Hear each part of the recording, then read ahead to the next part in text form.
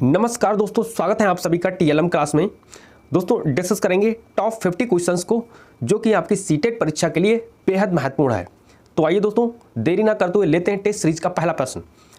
पहला प्रश्न है, एक समावेशी कक्षा में किसी शिक्षिका की सबसे महत्वपूर्ण भूमिका है। दोस्तों समावेशी शिक्षा कक्षा है, समावेशी कक्षा का तात्पर्य होता है दोस्तों इसमें हर प्रकार के बच्चे शामिल होते हैं। सामान्य बच्चे, विशिष्ट बालक, अस्थिबाधित बालक, दृष्टिबाधित बालक, सारे बच्चे इसमें शामिल होते हैं और ये सभी एक छत के नीचे बैठ के पढ़ते हैं। यही क्या कहलाती है? समावेशी शिक्षा कहलाती है।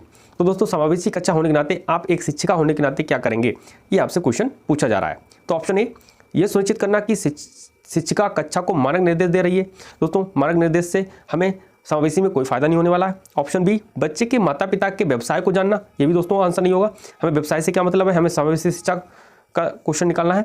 और ऑप्शन सी, सुनिश्चित करना कि प्रत्येक बच्चे को अपनी संभावनाओं को प्राप्त करने के अवसर मिले। दोस्तों इसका राइट जो आंसर होगा ऑप्शन सी ही राइट आंसर हो जाएगा कि प्रत्येक बच्चे को उसकी जो लक्ष्य उसने निर्धारित किया है उस लक्ष्य को पा सके। ऑप्शन सी इसका राइट आंसर होगा।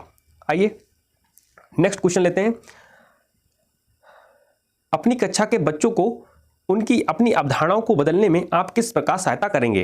दोस्तों अवधारणा यानी कॉन्सेप्ट, जो भी उनके विचार हैं, पहले की विचार जो उनमें अंकुरित हो गए हैं और उनमें से कुछ ऐसे विचार हैं, क्योंकि हम उनके विचारों को बदलने की बात कर रहे हैं, तो कुछ ऐसे विचार बच्चों में आ गए हैं जो कि सही नहीं है, ठीक नहीं है। आप उनके विचार को बदलना चाहते हैं तो आप उनकी किस प्रकार सहायता करेंगे।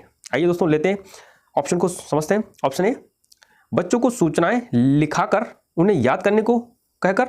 ऑप्शन बी, दोस्तों ये तो ऑप्शन बिल्कुल ही कट जाएगा। याद करने के लिए हम बच्चों को बिल्कुल नहीं करेंगे, रटने पर बल बिल्कुल नहीं देंगे। ये आंसर हमेशा नेगेटिव होता है। ऑप्शन बी, यदि बच्चों की अवधारणाएं गलत हों तो उन्हें दंड देकर, हमें दंड भी नहीं देना है बच्चों को, तथ्यात्मक जानकारी देकर। और ऑप्शन डी, अवधारणाओं के बारे में बच्चों को अपनी समझ को व्यक्त करने का अवसर देकर। दोस्तों इसका जो राइट आंसर होगा ऑप्शन डी इसका राइट आंसर हो जाएगा।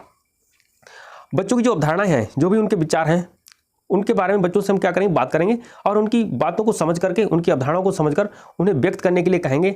और जब बच्चे अपनी बात को रखेंगे टीचर के सामने तो उनकी जो गलत धारणा है, जो गलत धारणाएं उनके दिमाग में बैठी हैं, उनको हम उदाहरण के तौर पर या तर्क के तौर पर हम उनको सही करने का प्रयास करेंगे। आई थिंक दोस्तों बात आपको क्लियर हो पाई होगी। तो इसका राइट आंसर हो जाएगा ऑप्शन डी। आइए नेक्स्ट क्वेश्चन लेते हैं। थोड़ा सा दोस्तों इसको बड़ा करेंगे। यस दोस्तों, आइए दोस्तों समझते हैं इसको। जब बच्चे एक विशेष संख्या में पुस्तकें पढ़ते हैं तो उन्हें एक प्रमाण पत्र दिया जाता है। दोस्तों क्या दिया जाता है? एक प्रमाण पत्र दिया जाता है। कब? जब बच्चे एक विशेष संख्या में पढ़ते हैं, ठीक है, और उन्हें एक प्रमाण पत्र दिया जाता है। यह रणनीति शायद अधिक समय तक काम ना करे और यह रणनीति जो है शायद ज़्यादा देर तक ना टिक पाए। क्योंकि ऑप्शन ए, यह संभवतः बच्चों को केवल एक प्रमाण पत्र प्राप्त करने के लिए पुस्तकों को पढ़ने की तरफ ले जा सकता है। दोस्तों बिल्कुल इसका ए राइट आंसर हो जाएगा, क्योंकि इसमें केवल हम क्या देते हैं, बच्चों को प्रमाण पत्र देते हैं और यही कारण है कि बच्चे इस पर ज़्यादा देर तक टिके नहीं रह सकते। ऑप्शन ए इसका राइट आंसर हो जाएगा। आइए दोस्तों लेते हैं टेस्ट सीरीज का नेक्स्ट क्वेश्चन। आइए दोस्तों, किसी कक्षा में शिक्षक की भूमिका है। एक शिक्षक की भूमिका क्या होती है एक कक्षा में? टीचर की भूमिका क्या होती है? दोस्तों हम टीचर की भूमिका बता दें, एनसीएफ के अनुसार जो शिक्षक की भूमिका होती है एक सुविधा प्रदाता के रूप में होती है। सुविधा प्रदाता के रूप में दोस्तों, सुविधा प्रदाता यानी हेल्पर के रूप में होती है। बच्चे को केवल हेल्प करना होता है, बच्चा ज्ञान का निर्माण खुद कर लेगा। जीन पियाजे ने कहा कि बच्चा जो होता है ज्ञान का निर्माण खुद कर लेगा, सिर्फ उसको टीचर को जो है हेल्प करना होता है एक बच्चे को। तो दोस्तों देख लेते हैं इसके हिसाब से कौन सा इसका आंसर हो रहा है। तो इसका राइट आंसर हो जाएगा दोस्तों ऑप्शन ए, समय सारणी का कठोरता से पालन करना और पाठ्यक्रम से बंधे रहना। नहीं दोस्तों ये आंसर बिल्कुल नहीं होगा। ऑप्शन बी की बात करें, सीखने की विश्वसनीय स्थिति जुटाना और शिक्षार्थियों को स्वतंत्र चिंतन की सुविधा देना।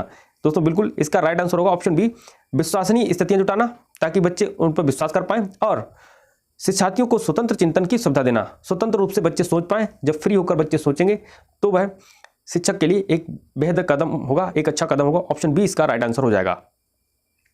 आइए नेक्स्ट क्वेश्चन लेते हैं। थोड़ा सा आइए दोस्तों, एक सेकंड, आइए दोस्तों, ओके। क्वेश्चन है, निम्नलिखित में से कौन सा कथन बच्चों की त्रुटियों के संबंध में सबसे उपयुक्त है। दोस्तों बच्चे गलतियां करते हैं और गलतियां करके ही सीखते हैं। तो यहाँ पे पूछा जा रहा है कि जो गलतियों के संबंध में सबसे उपयुक्त कथन क्या है। तो दोस्तों इसका जो राइट आंसर होने वाला है ऑप्शन डी इसका राइट आंसर हो जाएगा। बच्चों की गलतियां एक खिड़की के समान होती हैं, यह जानने के लिए कि वे किस प्रकार सोचते हैं। बच्चे किस प्रकार सोचते हैं हम कैसे पता करेंगे, जब वे गलतियां करते हैं, जब गलतियां करेंगे और उनकी गलतियों को देख करके हम उनको सुधारेंगे। यही क्या है दोस्तों, बच्चे त्रुटियां करते हैं और त्रुटियां करेंगे तो त्रुटियों को हम सुधार पाएंगे। ऑप्शन डी इसका राइट आंसर होगा। आइए नेक्स्ट क्वेश्चन लेते हैं। ये दोस्तों, आकलन शिक्षण अधिगम प्रक्रिया का अभिन्न अंग है क्योंकि दोस्तों असेसमेंट करना, आकलन करना शिक्षण अधिगम प्रक्रिया का एक अभिन्न अंग है क्योंकि ऑप्शन ए, आकलन से अध्यापक बच्चों के अधिगम को समझता है और उनसे अपने शिक्षण की प्रतिपुष्टि भी करता है। बिल्कुल दोस्तों, इसका A option is right answer.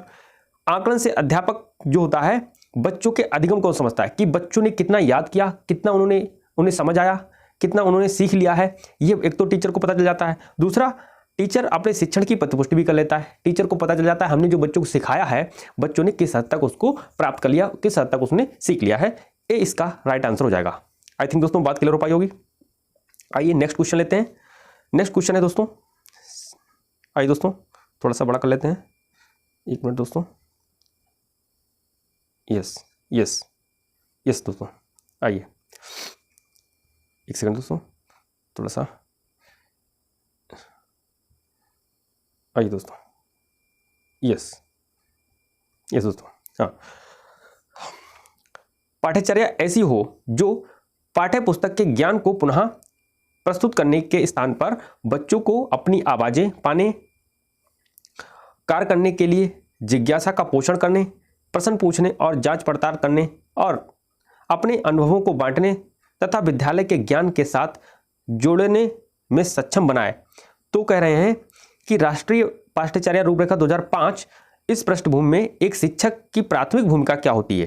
दोस्तों क्वेश्चन को समझ लेते हैं थोड़ा सा अपनी भाषा में कि जो पाठ्यचर्या है, पाठ्यचर्या जो ऐसी होनी चाहिए जिससे कि बच्चे अपनी आवाज़ों को प्रेफरेंस दे पाएँ, कार्य करने की जो उनकी जिज्ञासा का पोषण हो पाए, कार्य करने की जो उनकी इच्छा है उसको पोषित कर पाए, उसको शांत कर पाए, जिज्ञासा को शांत कर पाए, प्रश्न पूछने और जांच पड़ताल करने तथा अपने अनुभवों को बांटने और विद्यालय के साथ जोड़ने में सक्षम बनाए। तो आप इन सारी बातों को ध्यान में रखते हुए आप एक प्राथमिक शिक्षक होने की प्राथमिक भूमिका आपकी क्या होगी, आप क्या करेंगे बच्चों के लिए। तो इसका जो राइट आंसर हो जाएगा दोस्तों ऑप्शन ए इसका राइट आंसर होगा। बच्चों को उनकी अपनी समझ और अपने ज्ञान को साझा करने के पर्याप्त अवसर देना। दोस्तों ए इसका राइट आंसर होगा। जब बच्चे को हम उनकी समझ और अपने ज्ञान को साझा करेंगे वो हमारे एक टीचर के साथ, तो हम उनकी कमियों को देख पाएंगे, क्या उनकी कमियां हैं और उन कमियों को हम दूर कर पाएंगे। ए इसका राइट आंसर होगा। आइए नेक्स्ट क्वेश्चन लेते हैं। बच्चों को अपने अध्ययन में प्रयास करने हेतु प्रोत्साहित करने के लिए शिक्षक को डैश की आवश्यकता होती है।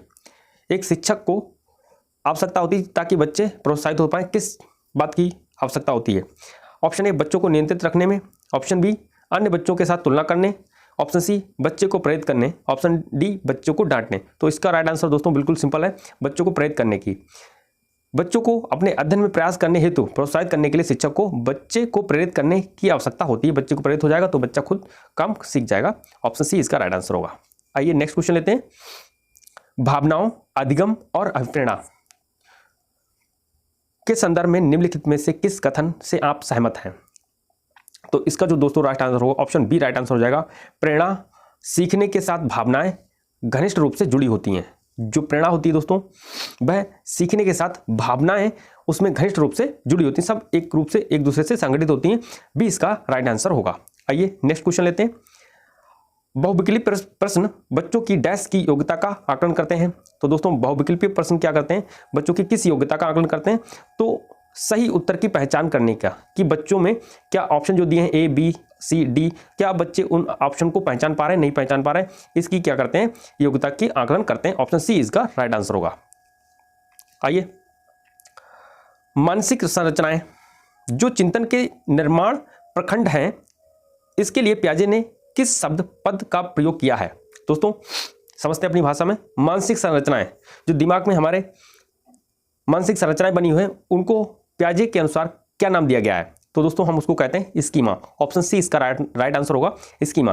दोस्तों स्कीमा क्या है, अपनी भाषा में समझ लेते हैं इसको थोड़ा सा, व्यवहारिक भाषा में। स्कीमा दोस्तों क्या है, स्कीमा सूचनाओं के संगठित पैकेट्स है। क्या कहा दोस्तों, सूचनाओं के संगठित पैकेट्स जो हमारे मस्तिष्क में होते हैं उन्हें क्या कहते हैं, स्कीमा। जैसे दोस्तों हमने एक बालक को हमने मैंगो दिखाया, अब हमने एक बार बच्चे को बता दिया कि ये क्या है, मैंगो है। अब हम इसको हटा देते हैं और कभी भी हम बच्चे के सामने क्या करेंगे, मैंगो बोलेंगे, तो उसके दिमाग में क्या होगी, एक इमेज उभर कर आएगी। वही दोस्तों क्या कहलाती है, स्कीमा कहलाती है, वही मानसिक संरचना जो कि स्कीमा कहलाती है। सी इसका राइट आंसर हो जाएगा। आइए नेक्स्ट क्वेश्चन लेते हैं। वाइगोत्स्की के अनुसार बच्चे स्वयं से क्यों बोलते हैं।